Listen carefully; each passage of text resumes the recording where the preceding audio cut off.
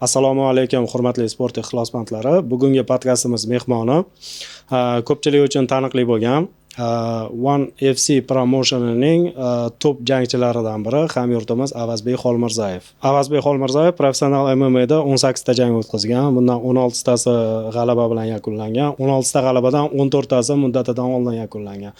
Va uski ikkita mag'lubiyat ham bor. Busiz bo'lmaydi endi ko'pchilikda. Hamyurtimiz professional MMA'dagi faoliyatini Qozog'istonning Alash Pride ligasidan boshlagan va 2024-yil fevral oyidan nufuzli One FC promotionida jang qilib kelmoqda. Promotionda hamyurtimiz 10 ta jang o'tkazdi va 2 yil muddat o'tib 135 funt, ya'ni 61,2 kilogramm vazn divizionida chempionlik jangiga yetib keldi. 2 yil juda ham yaxshi rezultat deb o'ylayman, 2 yil davomida. Avazbek Xolmirzayev 29-aprel kuni Yaponiyada bo'lib o'tadigan One Samurai turnirida divizion chempioni Yuya Wakamatsuga qarshi chempionlik jangini o'tkazish uchun oktagonga chiqadi. Avazbek, assalomu alaykum. Avvalo o'zingizni tanishtirsangiz. Assalomu alaykum hammaga. Men shu Avazbek Xolmirzayev, Samarqand viloyati Bulung'ur tumanida tug'ilganman. Dastlab sport faoliyatini taekvondodan boshlaganman. Nechinchi yil tug'ilgansiz? 2000-yil 4-dekabr. 2000-yil tug'ilgan bo'lsangiz, hozir ko'pchiligi qiziq bo'tadi. Necha yoshda bu bola deyshadi, chunki juda ham katta natijalarga erishibsiz. 2000-yil bo'lsa 27 yoshda ekansiz.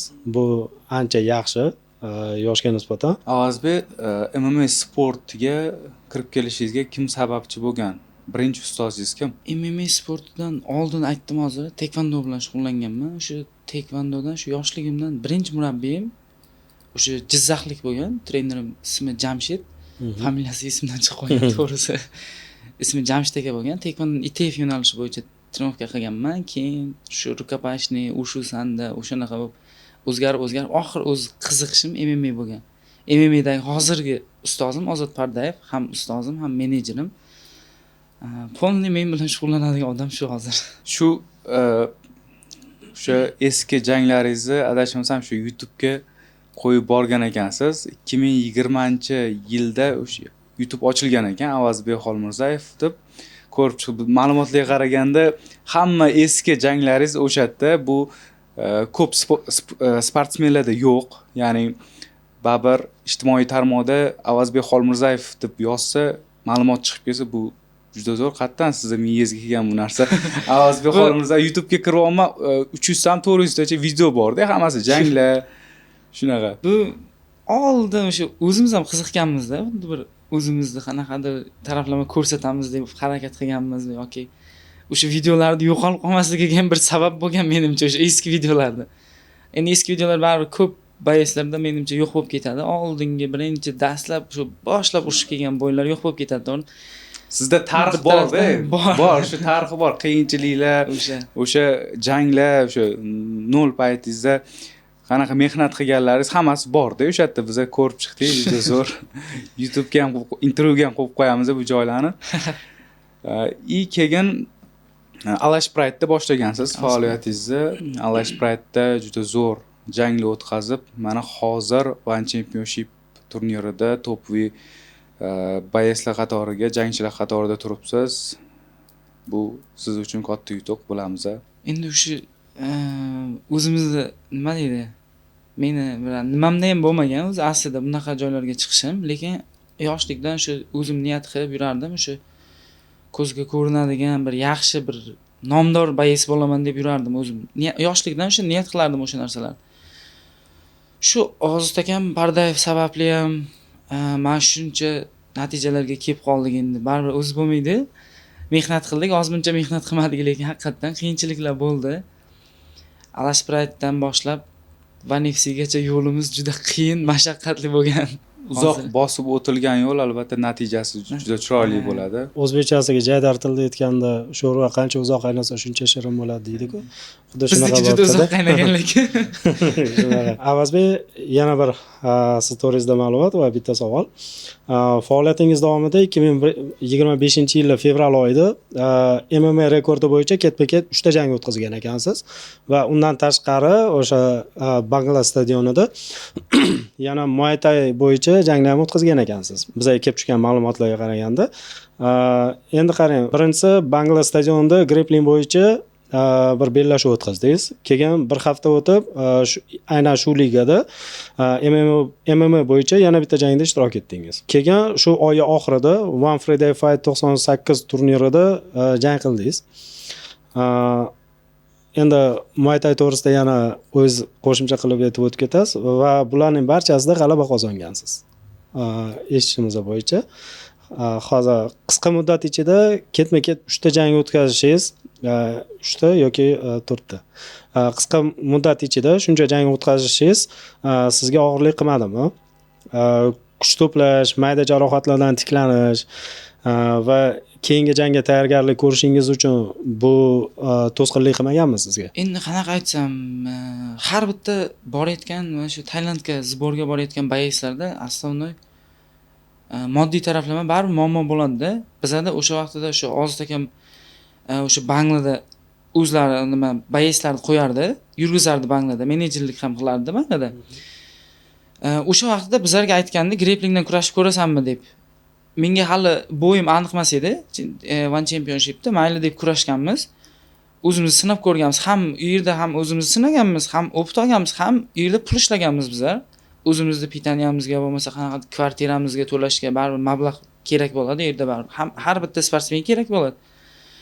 Vitaminimizga ham hamma narsamizga mana shu yerdan ishlab chiqarganmiz-da o'zimiz. Lekin u vaqtida ishoning umuman unaqa narsa xayolimda bo'lmagan, travma olib qolsam nima bo'ladi yoki bir qiyinchilik bo'lib qolsa qanaqa bo'ladi degan fikr bo'lmagan. O'zimizda o'sha bir haftadan keyin yana bo'y aytadi Ozod akam, urushib ko'rasanmi deb, mayli deb urushganman. Undan keyin ro'zaga juda kam vaqt qolgandi-da. Uyga ketaman endi aka degandim-da, uyga ketib ro'zani uyda o'tkazib, bemalol qaytib kelaman keyin deganimda, o'sha ro'zaga boshlanishiga bir hafta qolgan vaqtida o'sha Ozod akam One Championship bo'y beryapti, nima qilamiz deb aytib qolgan o'zimga. O'sha sapernik Qozog'istonlik Zamonbek Po'lat bo'lgan. O'ylanmasdan bo'yni qabul qilganmiz, bo'lmasam 1 oy orqaga cho'zilib ketish kerak edi-da bizning vaqtimiz. Tem bo'li ro'zani o'tkazib, qaytib kelganingizdan keyin yana trenovka qilish kerak, formaga qaytish kerak, ko'p vaqt o'tkazib qo'yardi.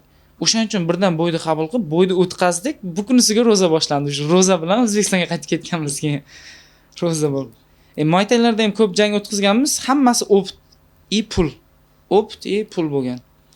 Foyda taraflari. Ya'ni One FC promotiondan tashqarida jang qilishingiz, bu promotiondagi kontraktingizga hech qanaqa ta'siri yo'qmi? Ta'siri bor.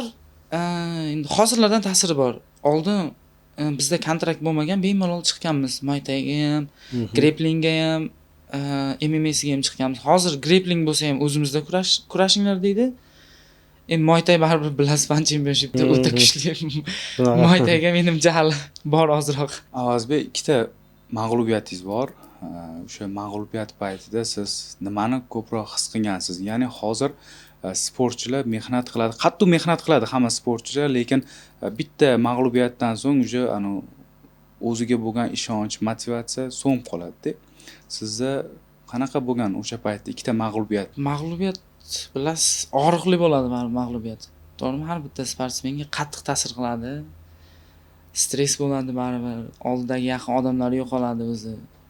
Baribir u hammaning boshidagi bor narsa-da, yutish ham, yutqizish ham Xudodan. Yutishni bilgan odam yutqizishni ham bilish kerak. O'sha birinchi mag'lubiyatimda ham menga qattiq ta'sir qilgan, chunki o'zimda ko'p ayb bo'lgan. Xo'p, o'shanda eng ta'sir qilgan narsa shu atrofimda hech kim qolmagan. Imенно o'sha mag'lubiyatdan keyin. Birinchi mag'lubiyatimda endi baribir unchalik odam bo'lmagan atrofimda o'zi. Baribir endi o'zimga qattiq ta'sir qilgan, o'zingizga bilinadi baribir yaqinlaringiz qandaydir bir yuz o'girishi ham mumkin. Oldingizda faqat ota-ona qoladi-da, ota-ona yaqin. Ikkinchi mag'lubiyatimda oldimda faqat trenerim Ozod aka Pardayev, ota-onam qolgan, boshqa hech kim ko'rmaganman. O'zimga ham juda qattiq ta'sir qilgani, ham qanaqa desam, o'zimda bir qandaydir kuch ham olganman-da, именно mana shu mag'lubiyatimdan keyin. Hozir yutqazishdan umuman qo'rqmayman, hech qachon qo'rqmaganman. Oldindan shu birinchi mag'lubiyatimdan keyin yutqazishdan umuman qo'rqmaganman. Prosta o'sha mag'lubiyatim men o'zimga dars bo'lganda, ko'p taraflama o'zimga dars bo'lgan. Ko'p xatolarni ustida ishlaganmiz, o'sha xatolarni qaytib qilmaslikka harakat qilamiz. Ko'proq ishlash beradi desam bo'ladi mag'lubiyat. U siqilish yoki o'chib qolish emas, yana oldinga qarab ketishga kuch bo'ladi qandaydir. Demak, g'alabaga qaraganda mag'lubiyat ko'proq motivatsiya bo'ladi deb ko'pchilik jangchilardan Ko'proq eshitganmiz. motivatsiya bo'ladi. To'g'risi, oldinga o'sishingizga, harakat qilishingizga yana ham kuchliroq bir motivatsiyadan ham kuchliroq desa bo'ladi-da. Shunaqa. Ham og'riqli. One Championshipda ketma-ket janglar o'tkazib, g'alaba qozonib kelayotgan, hozir chempionlik jangiga yetib kelgan, yaqinda urushadigan Avazbek Xolmirzayev ko'proq nimadan qo'rqadi? Ya'ni natija qilyapti, mehnat qilyapti, Alloh beryapti, ko'proq nimadan qo'rqasiz? Nimani yo'qotishdan qo'rqasiz? Men qo'rqadigan narsam yo'q. To'g'risi, faqat oldinga harakat qilishim kerak. Chunki oilaliman, farzandim bor. Ota-onam uchun harakat qilishim kerak. Chekinishga yo'l yo'q menga, umuman hech qachon. Hech qanaqa sapernik shu paytgacha uncha sapernik tanlamaganmiz ham, вообще sapernik kim ekanligini ham o'ylanmasdan turib bo'y berdi degandan bo'ldi qabul qiling deb Oztakaga gap. Har doim shunaqa deb aytganman. Men tirik guvoh menimcha shu Oztaka bo'lishi, Oztaka Pardayev o'zim trenerim bo'ladi. Hech qachon orqaga chekinish bo'lmagan menda, faqat oldinga bo'lgan. Bundan keyin ham shu qo'rqadigan narsam yo'q, faqat oldinga, oilam uchun, farzandim, ota-onam uchun yo'qotadigan narsam yo'q, to'g'risi. Ular uchun harakat qilaman, to'xtamayman. Ota-onangiz haqida gapirib bering. Ular mana shu sport faoliyatingizni qanchalik qo'llab-quvvatlashadi? Ya'ni zborda bo'lasiz, bir xil payt vaqt ajratishga, ota-onaga vaqt ajratishga vaqtingiz bo'lmay qoladi. Zborlarda bo'lasiz, mashg'ulotlarda. Ular sizni qanaqa podдержка qilishadi? Ota-onam o'sha oldindan qo'llab-quvvatlab kelgan. Qarshilik qilmagan umuman. Men почти 24-25 yoshimgacha ham uyga pul olib kirmaganman umuman, hech qachon topmaganman. Faqat ishlaganman. Urushgan bo'lsam ham u bilasiz endi tем более Alashpraytdan boshlangan.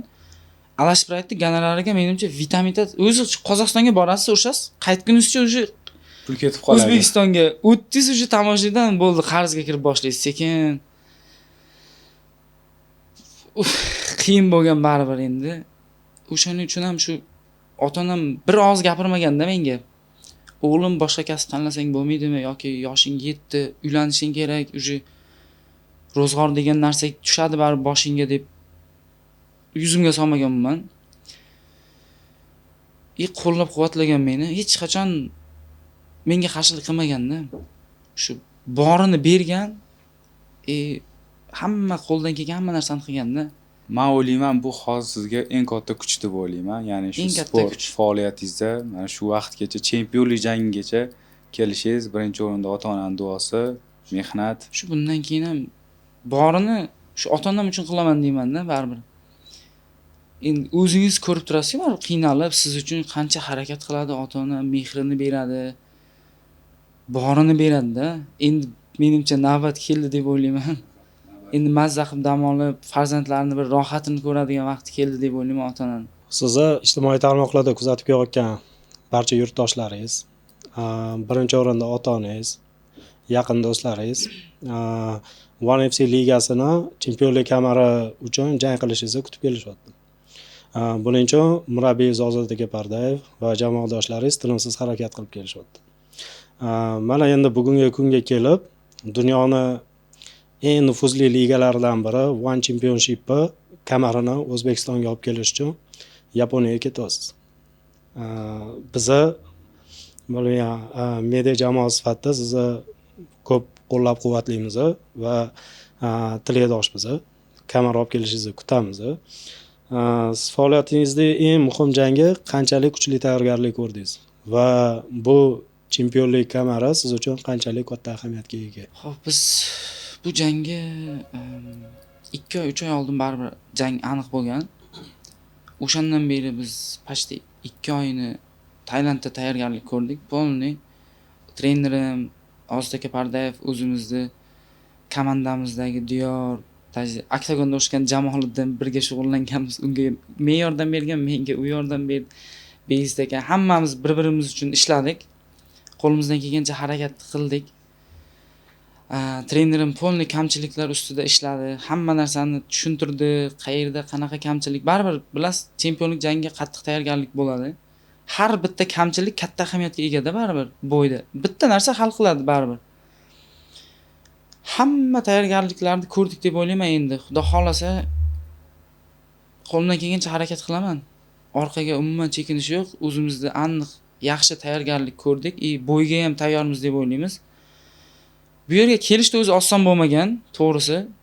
Yetib kelgandan keyin bu imkoniyatni qo'ldan boy berish menimcha yutqazishdan ham qattiqroq bo'ladi. To'g'risi. Yana bir hamyurtimiz hozirgi vaqtda ko'pchilik uchun yaxshi taniqli bo'lgan Ilhom Nazimov. Yana bir nufuzli liga, Yaponiya ligasi Rizin turnirida nima deydi, o'zidan ancha kuchli bo'lgan va ko'pchilikni aqli ham yetmagan chempionni dastlabki 10 sekund davomida nokautga uchratib, chempionlik kamarini O'zbekistonga olib keldi. Sizdan ham bir chiroyli nokaut kutishi qanchalik ehtimoli yuqori? Kuchli nokaut kutamizmi sizdan o'sha kuni? O'zbekiston xalqi jangingizni ko'rishadi, muxlislik qilishadi o'sha jangda. Hammasi Xudodan, lekin biz kutamiz chiroyli nokaut bilan One Championship kamarini O'zbekistonga olib kelishingiz bu tarix bo'ladi. Lekin shu joyda bitta qo'shimcha qilib aytmoqchiman, agar qarshi bo'lmasanglar. Avazbek Xolmirzayev hamma janglarni sekund-sekundigacha tomosha qilib o'tiraman. Ozod aka o'zlari aytib o'tganlarida ham har doim o'zingizda repertuaringizda, o'zingizda atmosferangizda, ya'ni o'zingizda dunyoyingizda jang qilasiz. Xuddi oktagonning ichida suvga tushgan baludek. Hamma priyomlarni qo'llab chiqasiz va shunisiga ahamiyat berganmizda. Nokaut bo'lmasa ham jangi boshidan oxirigacha, ya'ni 5 raundli jangi shunaqa yuqori kayfiyatda va nima deydi, qizg'in atmosferada o'tkazishga tayyormisiz? Tayyorman, xudo xolasa. Qo'limdan kelgan barcha imkoniyatlarni ishga solaman. Xudo xolasa chiroyli jang bo'ladi deb o'ylayman endi. Muxlislar uchun ham, xalqimiz uchun ham. Chempionlik jangidagi raqibingizni qanchalik o'rganib chiqdingiz? Bilamiz, juda kuchli, opitli sportchi. Qanchalik siz bu sportchiga tayyorsiz? Endi bo'yda baribir hozir hamma bir-birini bo'ylarini ko'rib, shunga qarab taktika tuzib chiqadi, to'g'ri? Endi bu bo'yda har xil vaziyat bo'lishi mumkin-da, to'g'risi. Bizlar o'rganib chiqqanmiz uni ham yaxshi. Endi shunga yarasha har xil sxemalar tuzib chiqqanmiz. Balkim o'xshab qolar, balkim plan o'zgarib, umuman boshqa plan bo'lishi ham mumkin. Lekin har taraflama tayyormiz-da. Xudo xolasa, har tomonlama kurash bo'lsa kurash, stoyka bo'lsa stoyka, parter bo'lsa parter. Avaz sizlar hamma sportchilar Tailandga sborga ketishadi. U yoqda endi ko'pchilik qiyinchilikni ko'rsatmaydi-yu, hammani mashg'ulot qilayotganini, boshqa qilayotganini ko'rsa, lekin u yoqdagi qiyinchilik qanaqa? Hamma narsani o'ziga yarasha qiyinchiligi bo'ladi, baribir. Tailand o'zga yurt, baribir. O'zimizdek mehribon emas ular. Pulingiz tugasa o'sha yerda hech kimga kerak emas-da, to'g'risi. Shu o'zimizga o'xshagan jangchilar va shu bayslar, o'sha qiynalib yurgan hamma menimcha pul topish uchun baribir pul tugaydi-da yerda. Siz stabilniy sizga kimdir berib turib, "Men uka, bemalol trenovka qil, yo bor ovqatlanib tur, bemalol" deb deydigan odam bo'lmaydi baribir. Hamma o'zi uchun, hamma o'zi uchun mashg'ulotlar, baribir kvartiraga pul ketadi, pitaniyaga ko'p pul ketadi, zalga to'laydi. Asosiy qiyinchilikni sal yengadigan yo'l menimcha shu yerda mayda-mayda turnirlar bo'ladi. Muay Thai, MMA, grappling, hamma o'shanda urishadi. O'shanda urishib sal tortsa bo'ladi-da o'zini. Urushib, misol uchun bir oyda ikkinchi marta. Balki opit bo'ladi, yaxshi. Menimcha bayslarga ziyon yo'q. Bir yilda bitta urishgandan ko'ra bir oyda 3-4 ta urishib yaxshi o'zi formada yuradi. To'g'risida. Shunday deb o'ylayman endi. Bir yilda bitta urishgandan undan boshqa joyda ishlaganim yaxshi-da. To'g'risi, yo ishga kirib oylikka ishlaganim yaxshi. Faoliyatingiz davomida eng qiyin jang qaysi bo'lgan? Ya'ni o'sha mana shu boshlangandan hozirgi vaqtgacha qiyin jang. Endi baribir hammasi qiyin bo'lgan. Aslida shu vestda qiynaladi-da bizda. Professional sportda hamma gapiradi, sportchilar ko'plar tushunmaydi-da baribir. Hozir o'zimizning media bayslar ham ko'payib ketgan. Ular vestashamaydi, qiynalmaydi. Bizga o'xshab 1 oy, 2 oylab parhez qilmaydi. Shuning uchun hamma yengil qaraydi deb o'ylayman. Asosiy eng qiyini vestda o'zi. Vestdan o'tsangiz bitta yutuq o'zi. Vestdan o'tgandan keyin bo'yni o'ylab charchaysizda yana keyin. Va muammo ustiga muammo keladi-da. Endi hamma bo'y qiyin baribir. Vestdan qiynalamiz ko'proq. Bo'yda esdan chiqib ketadi bu o'tgandan keyin qiyinchilik. G'alabadan Keyin hamma barcha qiyinchilik esdan chiqadi-da. O'shanisi bilan qiziq deb o'ylayman men. hozirgi kunda media payslari sanoqli. Bularga fikringiz qanaqa? Ya'ni media sportchilariga. Prosta xalq ajratsin deyman bo'ldi. Boshqa fikrim yo'q ularga. Media bayis bilan haqiqiy bayisni xalq ajratish kerak. Ko'r bo'lib qolmash kerak deyman. Fikrim shu, boshqa fikrim yo'q ularga. Hozir chempionlik jangida urushasiz. Nasib O'zbekiston xalqi hammamiz yutishingizni xohlaymiz va sizda cel bo'ladi. O'zi hamma sportchida maqsadi bo'ladi, orzusi bo'ladi. Eng katta orzungiz qaysi? Misol uchun chempionlik jangida g'alaba qozonib darsga ketishmi va chempionshipda yoki UFC ga qadam qo'yishmi? Endi bu yoq xudo xolasa peshona taqdir deydi-ku. Vaqt ko'rsatadi. Vaqt ko'rsatadi, balkim UFCdir, balkim. Menimcha hammasi pulga ham bog'liq deydi. Gonorar kim yaxshi to'lasa. Kim yaxshi bersa o'shada, to'g'risi. Misol uchun hozir UFC 1-o'rinda bo'lsa, One FC menimcha 3-o'rinda hozir. PFLdan keyin tursa kerak. Yana Pulda eng yaxshisi. Qaysi ko'p pul beradi, qaysi ko'p to'laydi, o'sha yerda qolgan yaxshi deb o'ylayman men. Lekin endi UFC xuddi bir iPhone bilan Samsung deysiz-ku, brend-da UFC. Hamma joyda mashhur UFC o'zi. Hamma sportchilarning orzusi ham shu UFC ga O'sha chiqsam, UFC. eng katta maqsadimga erishgandek bo'laman deydi. One FC'dagi faoliyatingiz to'g'risida yana bitta savol. Chempionlik kamarini yutib oldingiz. One FC'da ko'p ahamiyat beraman. O'zi ko'pchilik ligalarda chempion kamarini himoya qilayotgan paytda liga o'sha chempionni yurtiga boradi. Ko'pchilik ligalarda. Mana siz ham hozir Yuya Kamatsu Yapon o'z chempionlik kamarini o'zini uyida himoya qilyapti. Naoya Inoya boksda o'z kamarini o'zini uyida himoya qildi. Siz chempion bo'ldingiz. Chempionlik kamaringizni O'zbekistonda, ya'ni One FC promotionini O'zbekistonga olib kirib, o'z yurtingizda himoya qilishingiz ehtimoli bormi? Inshaalloh chempion bo'lsak, menimcha shunaqa bo'ladi, xudo xolasa. Agar O'zbekistonda bo'lsa, menimcha o'zim uchun tarix bo'ladi-da. Birinchi marta o'zimizda O'zbekistonda mana shu katta arenalarda chiqishim bo'ladi. Dunyoning eng katta ligalaridan birini olib kirsangiz yaxshi bo'ladi menimcha, xudo xolasa. Bizda ham o'zbek jangchilari juda ko'p hozir One Championshipda, rosa ko'p. Muay Thai'da juda ko'p o'zimiznikilar. Balkim O'zbekistonda ham o'tkazsa menimcha yaxshi bo'ladi. Hammasini shular bolalarni kuzatib boramiz One FC'ni. O'zim ham bu ligani azaldan muxlisaman. Даже UFC dan ko'ra ko'proq One FC'ni kuzatib borganman. Top jangchilarimiz, ya'ni nima deydi, zo'r, chiroyli, yorqin jang ko'rsatadigan jangchilarimiz juda ko'p. Shu sababdan ham menga shu fikr kelib qolgan edi. Xudo xolasa One FC'ni hammanglar birgalikda olib kelasizlar degan umiddamiz. Keyin ular ham o'zbekni poddershkasini his qilishadi. Biladi O'zbekiston poddershkasini Instagramda his qilishyapti, lekin arenada hali bunaqa atmosferani ko'rishmagan menimcha. Boshqa ligalar o'tkazilayotganda ko'ramiz. Kim bo'lib o'zimizda O'zbekiston sportsevar xalq desa ham bo'ladi pashta. Menimcha his qiladi, xudo xolasa. Xudo xolasa.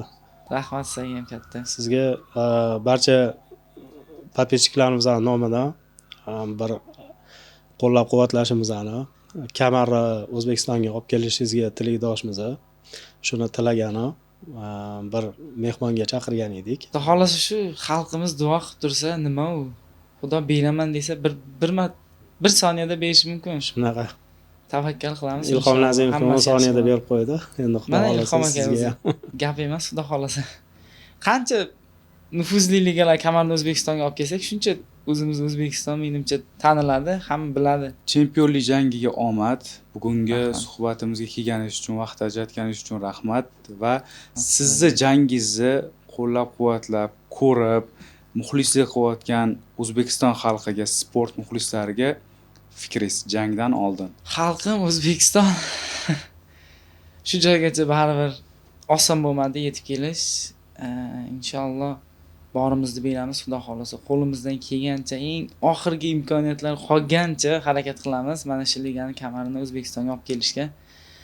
Xalqimizdan faqat duo, qo'llab-quvvatlash so'raymiz bo'ldi. Shuni o'zi bizga kuch, xudo xolasa. olib kelamiz inshaalloh. Chempion bo'lamiz. Rahmat sizlarga.